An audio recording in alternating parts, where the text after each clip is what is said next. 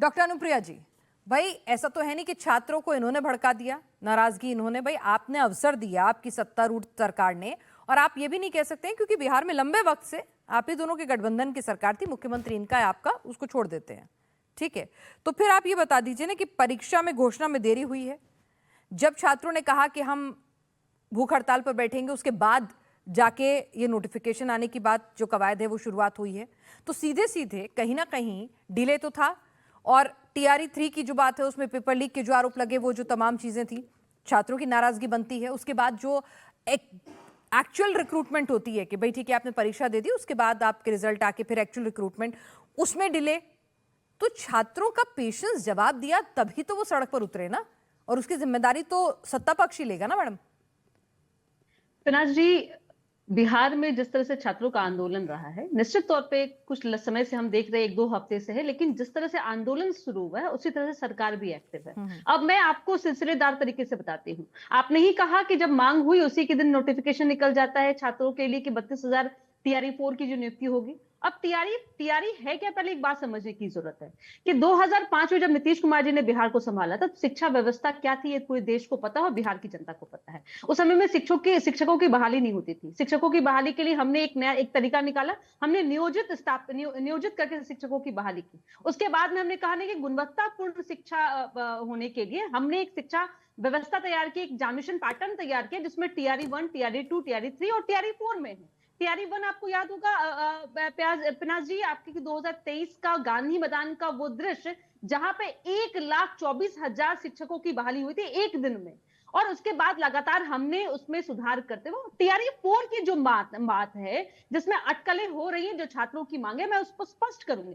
मुझे बिल्कुल भी इसकी बात को छुपाने की जरूरत नहीं है, और छात्रों की मांग जो है और हमारी जो कवायद है, हम जो कोशिश कर रहे हैं वो हमारी क्या, मैं ये भी बताना चाहूंगी कि हम एक गुणवत्तापूर्ण शिक्षा प्रणाली को अच्छा करने के लिए, एक शिक्षकों की बहाली के लिए हमने ये टीआरई 4 में एक एग्जामिनेशन नहीं होकर के हमने पीटी और मेंस की व्यवस्था की। पीटी और मेंस कोई पहली बार नहीं हो रही है इस राज्य में नहीं, इस देश में भी नहीं। जितने उच्च स्तरीय एग्जामिनेशन होते हैं वहां पे पीटी और मेंस की प्रक्रिया होती है, चाहे वो बीपीएससी की परीक्षा हो चाहे यूपीएससी की परीक्षा हो। बस यही एक मांग है जहां छात्रों की बात है और विभिन्न मुद्दों पे है। लगातार नेगेटिव मार्किंग भी बंद करने की बात कर रहे हैं, ठीक है।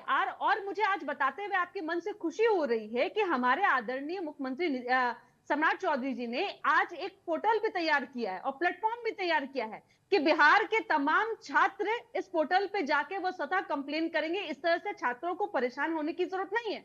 हमारे छात्र वो हमारे बिहार के भविष्य, और हम चाहते हैं कि हमारे बच्चे जो है बिहार में, जिनको हमने शिक्षा दिया है, जबकि आपने कहा कि एनडीए की सरकार लंबे वर्षों से है, तो हमने यहाँ शिक्षा की व्यवस्था दी, तो हम चाहते भी कि जो छात्र यहाँ शिक्षा ग्रहण के उसके बाद में यहाँ वो अपनी नौकरी करे, रोजगार करे, बिहार में वो डिलीवर करे।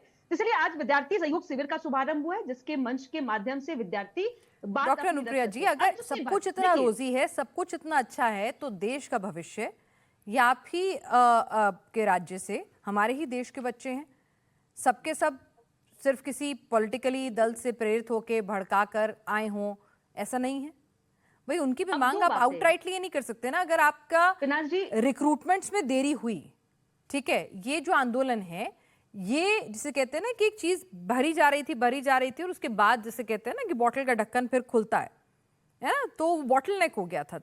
तो अब छात्र कह रहे हैं कि भाई ऐसा मामला नहीं है। टीआरई 1 से लेके 4 तक जो प्रोसेस होता है उसमें जो डिले होता रहा, टीआरई 3 में जो पेपर लीक का मामला सामने आया, नियुक्तियों में जो देरी होती है, वो जो पूरा प्रोसेस, और अब उसके बाद आप कह रहे हैं कि इसको और लेंदी बना देना, वो ट्रस्ट डेफिसिट है डॉक्टर अनुप्रिया। नहीं पिनाज जी देखिए, ये जो सवाल है ये दो नजरिए से देखने की बात है। आपने मुझसे पूछा कि मैं एक सरकार की जिम्मेदारी होने के नाते हम क्या कर सकते हैं और क्या कर रहे हैं, वो मैं बता रही हूँ। अब आपने कहा कि सभी विद्यार्थी को क्या भड़काया जा सकता है। आपने अभी आरजेडी के प्रवक्ता को सुना और आपने ही अपने सवाल में पूछा कि चलिए भला हुआ, देर आए दुरुस्त आए, कम से कम नेता प्रतिपक्ष बिहार में आ तो गए, उनको समझ में तो आ रहा है बिहार में हो क्या रहा है। बिहार में 24 जुलाई, मैं एक घटना को और जोड़ती हूँ, 24 जुलाई को बिहार में छात्र आंदोलन के दौरान में जो AK-47 की मांग थी, जिसको लेकर के इन्होंने आंदोलन चलाया था, और वो कहा कि शांतिपूर्ण आंदोलन कर रहे थे। इनके आंदोलन में कितने छात्र थे, थोड़ा सा पूछिएगा आरजेडी के प्रवक्ता से, ये खुद ही के खुद भीड़ लेकर करके अपनी राजनीतिक पार्टी को बचाने के लिए जिस तरह से इन्होंने प्रपंच रचा है,